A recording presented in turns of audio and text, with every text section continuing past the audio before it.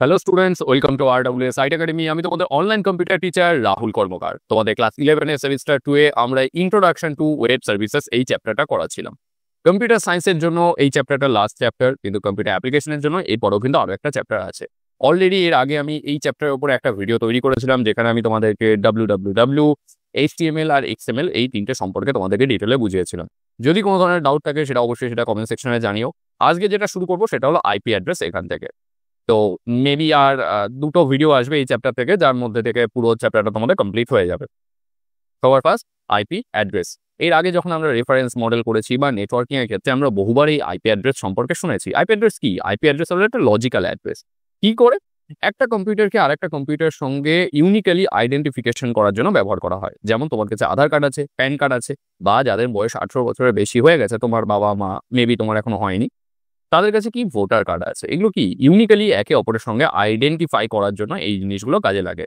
একইভাবে তুমি যে কম্পিউটার বা মোবাইল বা ট্যাবলেটের মাধ্যমে ইন্টারনেট অ্যাক্সেস করছো বা ল্যানে কোনো কাজ করছো, সেগুলোর জন্য তোমার একটা এমন অ্যাড্রেস লাগবে যার মাধ্যমে তুমি ইউনিক্যালি একে অপরের সঙ্গে আইডেন্টিফাইড হবে এবং ডেটা শেয়ার করতে পারবে। হ্যাঁ, ম্যাক অ্যাড্রেস তো অবভিয়াসলি আছে। ম্যাক অ্যাড্রেস ছাড়াও আমরা আইপি অ্যাড্রেসও ব্যবহার করি। ম্যাক অ্যাড্রেস হলো ফিজিক্যাল অ্যাড্রেস, আইপি অ্যাড্রেস হলো লজিক্যাল অ্যাড্রেস। আইপি অ্যাড্রেসের ফুল ফর্ম ইন্টারনেট প্রোটোকল। এর আগেই তোমরা জেনেছো সেটা।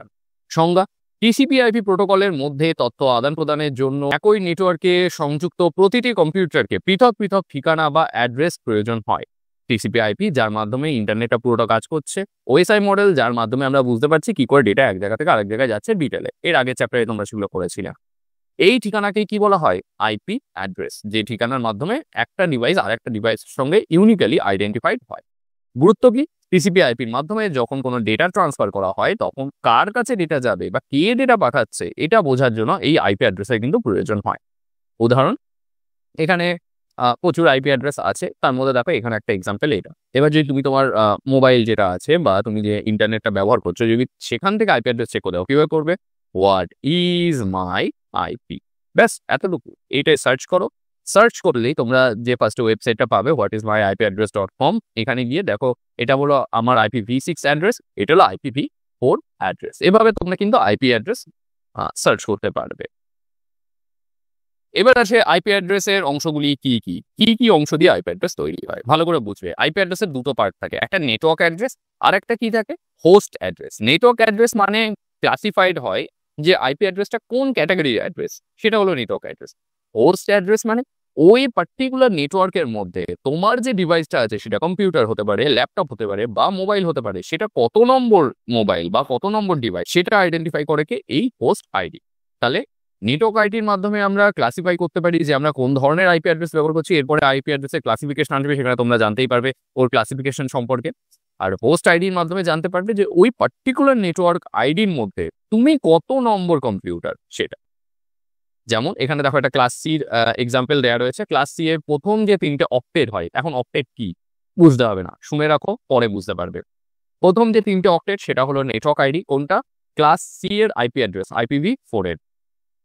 তারপরে হোস্ট আইডি। হোস্ট আইডি মানে হোস্ট আইডির ক্ষেত্রে নেট ক্লাস সি এর যেটা থাকে সেটা হলো লাস্ট যে অক্টেট সেটা।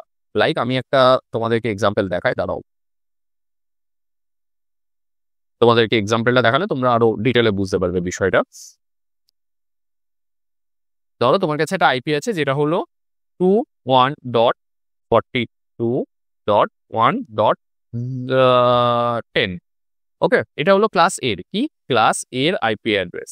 এরপরে জানতে পারবে ক্লাস এর রেঞ্জ কোনটা, এটা হলো ক্লাসের আইপি অ্যাড্রেস।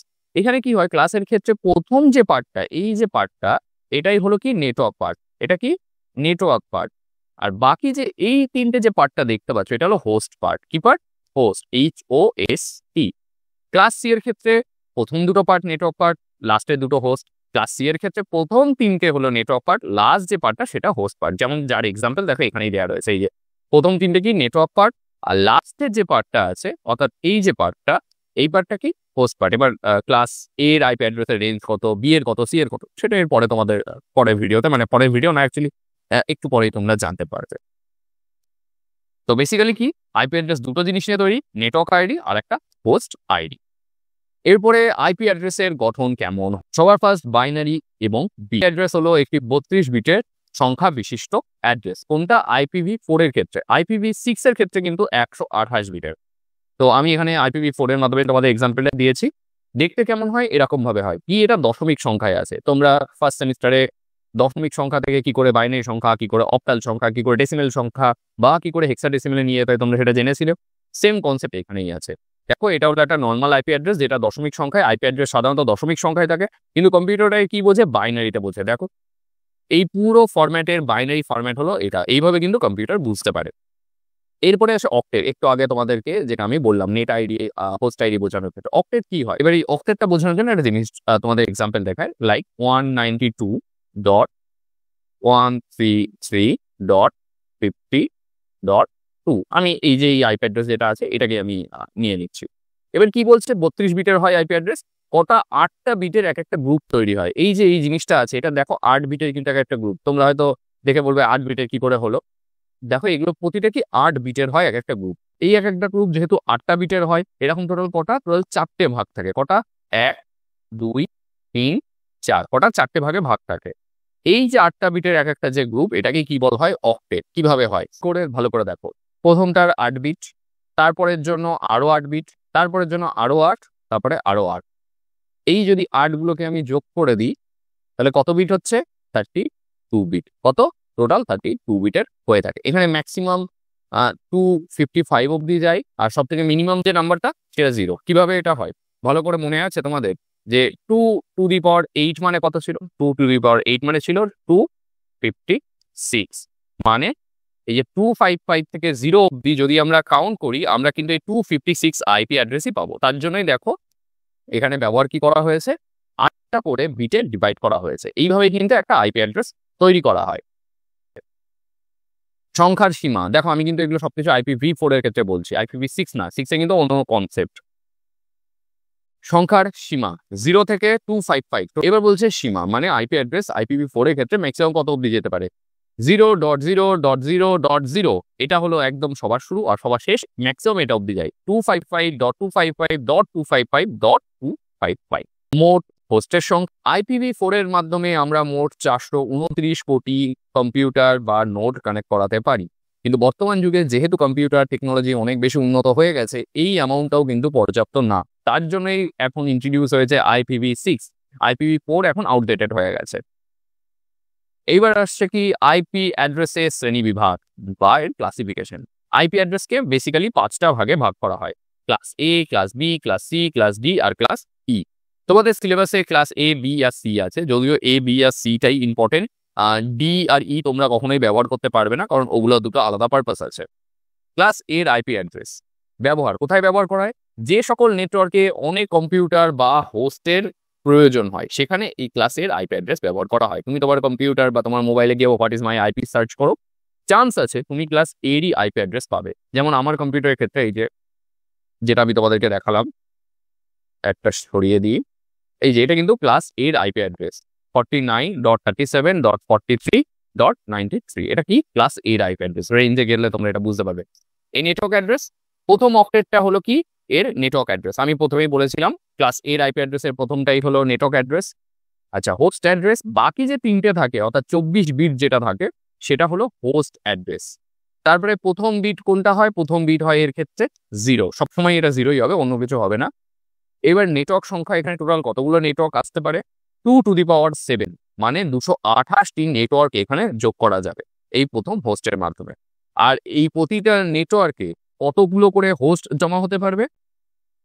2 টু দি পাওয়ার 24 - 2। এই অ্যামাউন্টটা এক একটা সিঙ্গেল নেটওয়ার্কে কম্পিউটার যোগ করতে পারবে। সব থেকে বেশি পরিমাণে কিন্তু কম্পিউটার এই পার্টিকুলার ক্লাস এ আইপি অ্যাড্রেসেই যোগ করা যায়। এর রেঞ্জ কত হয়? 1.0.0 থেকে 126.255.255.255 অব্দি, এটাই এর রেঞ্জ হয়ে থাকে। এবার আসি কি ক্লাস বি এর আইপি অ্যাড্রেস। ক্লাস বি এর আইপি অ্যাড্রেস যেখানে মাঝারি পরিমাণের কোনো কম্পিউটারের প্রয়োজন হয় বা আইপি অ্যাড্রেসের প্রয়োজন হয়, সেখানে এই ধরনের আইপি অ্যাড্রেস ব্যবহার করা হয়। ক্লাস বি এর ক্ষেত্রে কি হয়? টোটাল 16টা বিট বা প্রথম দুটো অক্টেট হলো এই network address, as well as হোস্টের ক্ষেত্রেও বাকি যে 16 বিট বা লাস্ট যে দুটো হোস্ট সেটাই হলো এর হোস্ট অ্যাড্রেস। মানে এর রেঞ্জ হলো 129.4.4.1। এই যে প্রথম দুটো এটা হলো নেট অ্যাড্রেস, কি? এটা হলো নেট পার্ট। বাকি যে দুটো এটা হলো host part, HOST, host part. প্রতিটা নেটওয়ার্কে ইন্ডিভিজুয়ালি এতগুলো করে হোস্ট থাকতে পারবে। এই যে 4 মানে এতটুকুর মধ্যে টোটাল 65,534টা কম্পিউটার থাকবে। যখন এখানে আমরা 5 বসিয়ে দেবো সেখানেও আবার এরকম ভাবে। এভাবেই কিন্তু একটা নেটওয়ার্কে কতগুলো কম্পিউটার অ্যাসাইন করতে পারবে সেটা তোমাদেরকে বোঝানো হয়েছে। আমি এগুলোকে মুছে ফেলি আবার। আচ্ছা, কি বলছে?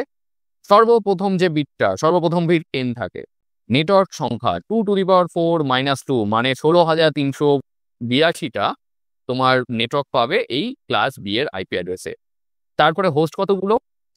প্রতিটা নেটওয়ার্কে হোস্টের সংখ্যা 2⁻16 - 2 অর্থাৎ 65,534টা হোস্ট একটা সিঙ্গেল নেটওয়ার্কে তোমরা কিন্তু সেট করতে পারবে। এর রেঞ্জ কত?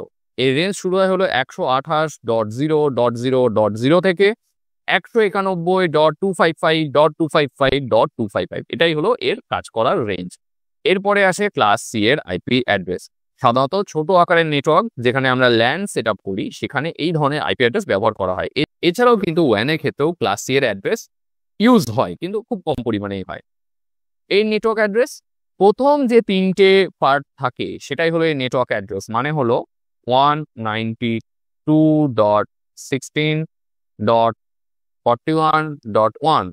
এই যে প্রথম পার্টটা এটা হলো এর নেট অ্যাড্রেস, লাস্ট যেটা এটা হলো হোস্ট, HOST, এটা হলো হোস্ট অ্যাড্রেস। এইভাবেই কিন্তু এই ক্লাস সি এর আইপি অ্যাড্রেস কাজ করে। তাই দেখো হোস্টের ক্ষেত্রে বলা হয়েছে লাস্টের যে 8টা বিট সেটাই হলো এর কি হোস্ট অ্যাড্রেস। এর সর্বপ্রথম 3টি বিট কি হয়? 110। আর নেটওয়ার্কের সংখ্যা 2⁻21 - 2 20,97,150টি নেটওয়ার্ক আমরা কোথায় পাবো? এই ক্লাসের আইপি অ্যাড্রেসে। প্রতিটা নেটওয়ার্কে হোস্ট কতগুলো মানে কতগুলো কম্পিউটার আমরা সেট করতে পারবো?